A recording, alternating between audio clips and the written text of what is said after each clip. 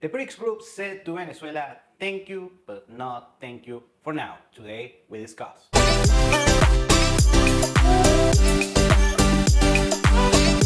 Welcome to Venezuela Insider, the only place in Venezuela for expats, digital nomads, entrepreneurs, investors, travelers, and related internationals.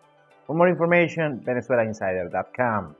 So, the past Tuesday, the Brics group held their annual summit on Johannesburg, South Africa, and there were some major announcements for this organization that is, well, according to some data, well, some news, to some rumors, that is going to rival the G7 and also maybe create their common currency that could be the world's reserve currency.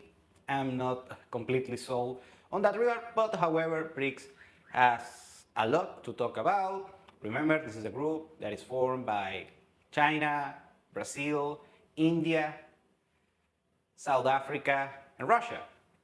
And they are apparently doing some tryouts to recruit new members. And actually, 23 nations formally applied to join the BRICS group, and 5 were admitted already as new members of the BRICS group.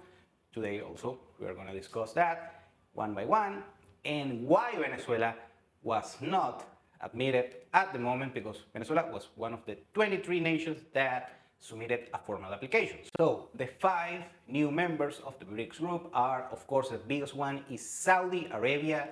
Saudi Arabia is probably the most important oil producer of the world. Is a country that has a lot of geopolitical significance. So this is a big statement of the BRICS group. Saudi Arabia has the second largest oil reserve, is the swing oil producer of the world, and now is opening their economy for tourism and other private investment initiatives, similar of what the United Arab Emirates did with Dubai and Abu Dhabi. So it's a huge announcement that Saudi Arabia is formally a BRICS member. The United Arab Emirates are the second new member of the BRICS group.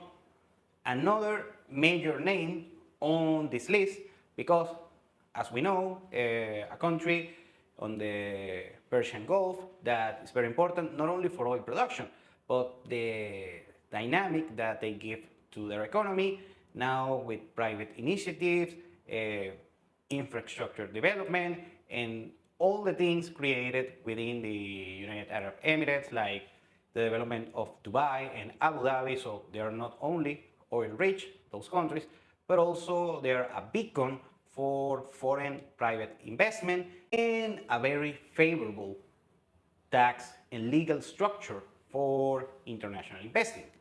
Iran, also the third newest member of the BRICS, and Iran doesn't have a very so much important economy, although it's a big economy, it's a huge economy, also a very important oil producer of the world with important oil reserves, and also has very good diplomatic relationships with most of the BRICS members. So Iran is a very significant inclusion to the new expanded roster of the BRICS group. The fourth newest member is Argentina. Argentina, that is known as the barn of the world, is very important country that is very important regarding their soft commodities, also with a lot of supply of soybeans, cattle, and many important agricultural commodities to the rest of the world. Of course, we know the situation in Argentina that has a very unstable economy, and if they can put some things together within home, they can become a very major player on the BRICS group. However, this is a very strange point in Argentina because Argentina is poised to have a new president next year, and most likely will be a right-wing libertarian candidate that might not sympathize with what the BRICS group means for the rest of the world. But we will see. Right now, Argentina, very important economy, joining the BRICS group. And lastly, we have Ethiopia. Ethiopia, that is the lesser important economy on this new expanded roster on the Brics group. Ethiopia, that doesn't have that much of an important economy, however, it's an economy that has grew a lot on the past couple of decades. Of course, was a very, very poor country on the 90s, and right now it's still a poor country. However, they had some significant economic growth on the past few decades. So let's see what Ethiopia can bring to the whole BRICS members. Now, what's the statement that the BRICS group is sending to the rest of the world?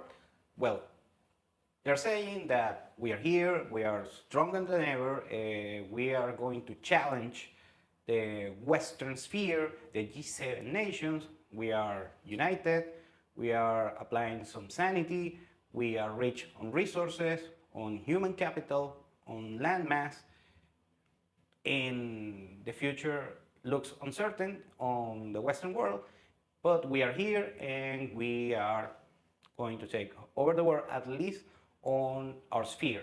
And we can do good things together, that we can maybe develop a very important currency that will be used worldwide, maybe not as much as the US dollar, but with some significant importance. We have the reserves, we have the commodities, we have the gold, we have also technology. So BRICS nations as a whole, they are not slouch, they are not something to make fun about, or we are not some poor countries, we are not some poor nations, we are some developed nations until a certain degree, and we can get things done even better than the Western nations at the moment. Now, the big question is, for the sake of this video, is why Venezuela was not accepted as a new BRICS member. Well, for the foremost, Venezuela has a very strange political and economic situation.